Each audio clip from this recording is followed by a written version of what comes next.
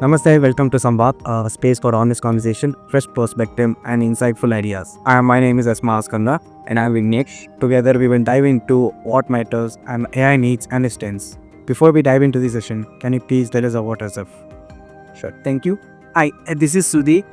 I'm the CEO of the Mindlinks Solution that was founded in 2011, which is about 14 years from now.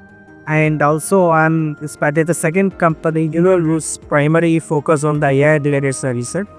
We have global clients from USA, Europe, North America, Asia, and the aspiration region. We are leveraged generative AI, agentic AI, and predictive AI, natural language processing, and also computer vision. So, sir, let's begin the section. So from your experience, how is the AI being implemented in an industry? That's a good question. So the primary focus of an industry is looking for a customer business problem related. So when we look at what AI brings on table, right? It's basically an intelligent solution or an intelligent machine that it can process large volume of data, provide insights, generate intelligence. So now when you translate this, you have to go back and look at which are the industries that are highly impactful leveraging this AI solution. Something related to the financial service, insurance, or even related to the accounting process where there is a large amount of data, documents that's available. And the humans process takes a lot of time to process it. That's where AI can act like an replacement to it. So in a nutshell, right, AI is really impactful in the industry where there is a lot of unstructured data is available, a lot of data processing is required. So those are the areas that AI really makes a big impact. What do you think the biggest obstacle right now is in this industry? So the biggest obstacle in terms of adopting AI, that's what I take it up, right, is going to be the more one is related to the data security. Because as AI, relies on data to really generate proper insights or output, right? So now the business are still skeptical about the data security. So it's the business data, confidential data. So most of these AI models are run by the not on the private network, more on the public side of the things, like whether it's on the Google or OpenAI or Anthropic servers. So that's where the business is worried their business data can move out of their private network related. That is one major obstacle. Second, the AI policy make, right? So that it has assumed things, right? So that to larger extent that is getting solved with the proper context engineering and also feedback to the mechanism. Still, it's not 100% ready in terms of stopping all innovation from the AI tool. Third, there's a rapid changes happening on the AI technology space. So they are confused whether it's the right time to invest, because the larger model, the better, more intelligent models are coming into the market. Right. So now the question is whether this is the time to invest or better to wait, see there is a maturity of the solution available so that they can able to invest and have stability around that. When do you think is the right time to invest in AI right now? I would say right now, because my client said, boss, this is the time I need AI because they'll clearly see there was an impact that will add on their business.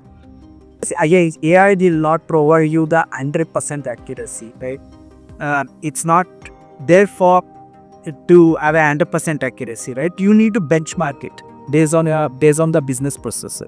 The AI is taught in engineering colleges. It is like base foundation for us. Like how do we use that in industry, like to cope up with the industry's software, ever-growing software? Yeah. It's a very good question, right? So what you get is very much essential from academic perspective because that means your foundation, right? So the foundations are very essential part for you to kind of build up your profile, right? Now from an industry angle, right? So if you see what academics provides and what industry requires, right? So in the industry angle, when you look at the software development methodology, a software development life cycle, you have a requirement phase, design phase, then build phase, the UAT phase, and also the go live. So in academic, you are more focused on that build phase, which almost which is almost the 40% of the overall effort required to build a software project, right? So you are getting that build phase activity that you get in the academics, which are foundational in nature. But from an industry perspective, that may not, that you need additional things. So what is that additional things, right? You should understand. So now let me put this concept of what, why, and how. So what and why? Missing, what is the business problem we are addressing? What are the customer pain points? Why that needs to be addressed? How it's going to benefit the customer? All those things are covered in a requirement phase of the software development life cycle. So those are the fundamentals, because the IT industry we solve some other business problem. So we have to understand that baseline first. Then you get into the more of the software, the technical side of architecting and building the solution part. So what you get in academics is the how part of it, right? You are going to know how you are going to do. You take a use case, you build how part. So you build a solution, you test it out using an IDE like Jupyter or a PS Code, test it out and validate. And the main important is, most of the time academics stops at you running your application on a local environment and demo it. But there has to be a shift in terms of taking this application, deploying on a cloud, making it available for public. How do you think the current foundation or the current service is helping towards us in a career in AI? So I'm very happy looking at this, whatever the current curriculum. These are very, highly relevant what current market requires. So of course there are moving pieces, but still largely to a better extent, all these academies that you can cover are highly relevant. That's forms of foundation, whether you are machine learning models or whether writing programs, all those are pretty much very much fundamental on top of it. Now we have AI agents that can generate code, right? So now the question is whether humans doesn't have to code. No, definitely human had to code, has to code, and it will be there for a long time. So agents can do the work, generate the code based on a requirement to 70%, 65 to 70%. Now somebody, that 30% of the work has to be done by somebody. That's will be the humans related. So the role of RB engineers are getting elevated. Instead of you building from scratch, you start from where the agents are left over. As a human, we should not only be very logically strong, you should also bullet interpretation skills, analytic skills, and a judgment to find what has been done, what has not been done by the AI tool. Do you think that there is a phase that AI is going to replace the current workers? It's false. It's definitely false. So based of our experience, we never, at least at this stage, we never look at autonomous agent. We always believe human is very much essential because at every step, right, what the AI agent does, we also loop in a human to verify, validate, and also identify the gap. The AI do not take a job for sure, but the type of work humans are doing are getting changed. It is getting elevated. There is a new knot where you don't build things from scratch. You rather take the solution that is built by agents, which is like 50%, 60%, 70% well, and the humans has to get it to the 100%. They want to start a career in AI. What do you think the first step is to take towards a career in AI? So career in AI. So as I said, there are new standards that has been coming up or new way of working this. So that you need to understand, right? So even though you're passionate about coding, or even testing, right? The new nowadays, you will not build it from scratch, right? Because ideally everybody wish that okay, I have, if I did it, I have full control, right? Yeah, on my core base, right? But that is not the new now, because you have a cloud or your OpenAI or Gemini models. They can generate code there. When it comes to coding, they're pretty smart in terms of assessing what is required and generating that code, right? So though you need to adopt to that new law of working, but look at for how fast you can build the solution, validate the solution, and take it to the market. So the speed is very essential. As you said, the need not selector. What do you think is made in US word? So what I'm fascinated about is, at least from like coding aspects, something like product code, like the age. That's really fascinating because it's not only generating, new code. It can also analyze the existing code related. So it can, even given an existing project, it can analyze, given a context, we can analyze and suggest where the code changes are related. That's, to me, from a software, industry perspective, that's what's very fascinating about. Of course, Google is also coming out with their stack, and then the OpenAI has their own stack related to all this coding assistant. But from our, what we tried, we really like .NET. That is what we have adapted, and that looks so really possible. It doesn't. So in industry, these 4 sprint agile methodology, sprint cycle, where once your requirement and designs are ready, right? So your build and test space focuses on 40 to 50% of your overall time, right? So we run it in agile mode. So like we plan for every 1 week or 2 week sprint, so that you can take a particular task, design, build, test, and move on to the next sprint set related aspects of it. Your hackathon is a miniature version of that, where you are a time bombed, you have a task given, expectation is given, and it is a pipe bomb, right? So essentially, it will make you to deliver the solution in a tight bomb. That's a great way of you start understanding because anywhere in the industry you have a time bound that you need to deliver. So there's nothing that you are given a flexibility of the time to decide, then you are going to deliver that. So if a task is given, you have to deliver in a week time or 2 weeks, so it is off time. Then related to the research, will have access to the industry where you work with your industry colleagues to understand how they do the things, understand the business problem. So when you're going to the internship, when you have a day-to-day activity, you really get to know what exactly how things happens in the IT industry, how they plan, how they execute, how they react to the issues related. So there's so much of lessons learning that you get upfront in terms of how the IT industry works. So hackathon and live projects that you do, and also the encouraging are very, very fundamental kind of elements for you to get nearer to the opportunity to working in an IT industry. So in the industry, software is growing too fast.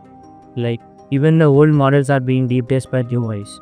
How do you think we should cope up with the industry standards, like the software? That's an excellent question. Even we face that problem today, right? Being being an ID, AI service provider, where we are already implemented many projects which are born live, right? We still had this challenge of all the new AI models coming in the market, and also the dynamics are changing, and what we recommended earlier to our customer, so that may not be relevant because of all this changing dynamics related. So basically, whenever a new solution is coming into the market, we attach a business case, identify a business case, what is relevant for that solution, that we evaluate, run the POC, or when it's a business case, and measure the outcome related. So that is the not in the current trend. You need to have an appetite to keep evaluating tools that is available in the market and find out whether that tool works for a business case. So in industry point of view, like as you said, like we have to keep evaluating the new tools, upcoming tools, and check it out. Like, do we need to be perfect in all the tools, or do we need to know how to apply those tools in the requirement, as you told the pain points? Yes. So do we need to be perfect, or just know how to use it? So with the kind of, right? So with the, it's a later case where you should know whether that tool works for a customer business case. That is what is really matter at the at the hour, right? The reason I'm saying is, even if you go after perfection, by the time you take 3 months to perfect it, you will have a better tool available in the market. So the better option is, try to put it as a business case and make sure that tool works. Again, is the parameter you defined. Again, as I said, when it comes to accuracy, right? It's not that you need to have 100%, 95% accuracy with Gen AI to this thing. So you need to define, okay, for this use case, 80% accuracy is fine, because even there is a human in the loop. The some human can solve this 20% of the gap pretty quickly. That should be acceptable criteria. So you have to define the acceptable criteria, validate the tool, and see whether that tool works. That you should form up and use it. That is what we do currently. That's what we do currently. For our customer business cases.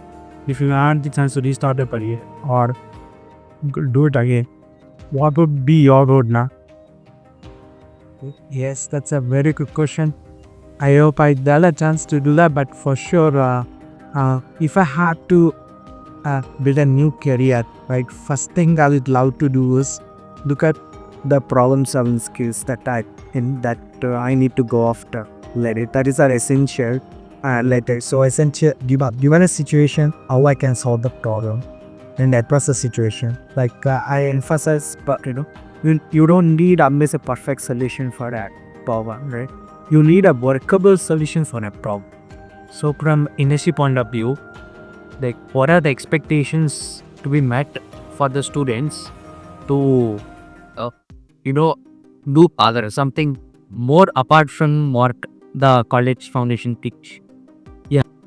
That's a very interesting question, and very relevant also, because academics, right, as a syllabus, they give strong foundation, which is very essential for your career, right? So as I said, industrially is something else, right? If I go back to software development life cycle, so the academics talks about the build part, right? There is a requirement in the architecture that covers the what and why, and only the build will cover the how part of it related to that aspects, right? Now, if you look back, what is going to cover my what and why part? That is my requirement part, identifying, right? That is what you need to start looking at. Connect to the market. So in moment, you're a first year or second year thing, right? For once you're competing in the second year, first year basics, second year they can know about your subject line. Then connect to the market, find out what is happening in the market. Go and subscribe to those channels on LinkedIn or YouTube that they talk about the latest trend, what's happening in the market to the subject that you're working on related. So that's a very essential, because you are connected to the market, right? This is the specialization you're going to do, and you're connected to the market. What is happening? What is the current trend? Right? How market is evolving related to this. That's the first thing. That would be the awareness. That what is outside bird looking at, right? Second, right? Now, as I said, right, you should start also, whatever the concept you're running, you should also start applying it. At least in the third year, you should start looking at doing good solid, projects based on a business problem. So you should start identifying the business problem, and also would I advise, working together. That way you cultivate a habit of teamwork, which is very essential in the industry, right? We are seeing in our teams, so sometimes team member is lagging on certain tasks. So there's another team member who can support and get the things done. So from a customer handler, delivery handler, it is taken care. It's not a person who has done, but the team has delivered. So finally, do you have anything to say to the students going into the AI peak, basically. Yeah, definitely. Yeah, when you look at this AI, one thing it's we see there's a drastic changes every 2 weeks, every week. There is a new things that's happening, right? Related. So that is going to be the norm. The changes is a norm because all these big guns are regularly invested on AI. What that now seeing the rise of those investment coming up with the newer latest model, be it on LLMs, be it on those generative AI related one, or be it on the related to your voice to text or speech to text, all those related areas related aspects of it. So second, I hopes that there is going to be a lot more jobs coming on the way, because what's actually currently is all these LNFs, generative AI things are ready, right? Now the business where we start looking at building the product for a Balika for their business case for their tokens AI tech. So then that becomes an application side. So that results in creation of more jobs. So if you ask me whether it's going to happen in next 3 months or 6 months, may not be the case. It's a bit of more to our 2-3 years. That's my guess that it might take another 2-3 years. But once that journey starts, where the different verticals like healthcare verticals, manufacturing verticals, financial verticals start building application, leveraging the AI models, that's going to give you a tremendous job opportunity. So don't lose hope, right? Again, it is not that there's no job like that. There are jobs, especially more on the AI field, and more jobs are getting created. But this is going to amplify more in next 2 to 3 years.